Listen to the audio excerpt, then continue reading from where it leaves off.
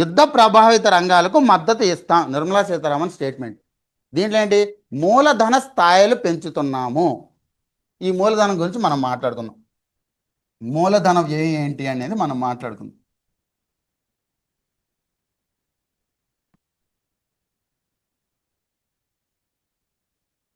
అర్థమవుతుందా?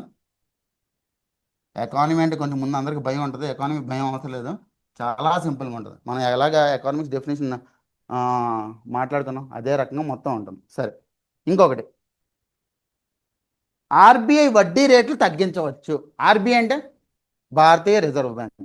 భారతీయ reserve bank మనకు ఎందుకు అవసరం? భారతీయ రిజర్వ్ బ్యాంక్ దీంట్లో వస్తుందా, విత్త విధానంలో వస్తుందా, ద్రవ్య విధానంలో వస్తుందా? ఈరోజు మనకి ఎందుకు ఇంపార్టెంట్? ఈరోజు ఏంటిది, 7th ఏప్రిల్.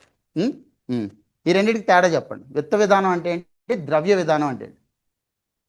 ఈ రెండు విధానాలతోనే మొత్తం మన ఆర్థిక వ్యవస్థ నడుస్తూ ఉంటుంది.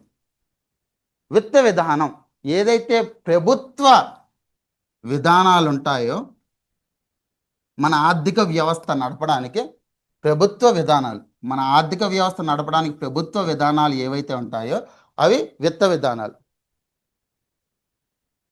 అర్థమవుతుందా? విత్త లోటు కావచ్చు, లేదా ఏ సెక్టార్కి ఎంత బడ్జెట్ ఇచ్చామనేది కావచ్చు, ఆర్థిక సర్వే గురించి కావచ్చు, ఇవన్నీ కూడా విత్త విధానాల్లో భాగం. అదే ద్రవ్య విధానం అంటే మన భారతీయ రిజర్వ్ బ్యాంక్ ఏదైతే చేస్తుందో అది ద్రవ్య విధానం, అంటే మనీ సప్లై. ఎంత దాన్ని ఏమంటారు, భారతదేశంలో ద్రవ్య స్థాయిలు ఎంత ఉండాలి, ఎంత మనీ సప్లై అనేది ఉండాలి, దీనికి ఆర్బీఐ ఏం చేస్తుంటుంది, రెపో రేట్ ఎంత ఉండాలి, బ్యాంక్ రేట్ ఎంత ఉండాలి, ఇవన్నీ కూడా ఆర్బీఐ డిసైడ్ చేస్తుంది. అదే ద్రవ్య విధానంలో అనుకోండి, ఏం చేస్తుంది, బడ్జెట్ ఏ రకంగా ఇవ్వాలి, వ్యవసాయానికి ఎంత ఇవ్వాలి, పరిశ్రమకి ఎంత ఇవ్వాలి, ఇదంతా డిసైడ్ చేసేది ఏంటి, విత్త విధానం.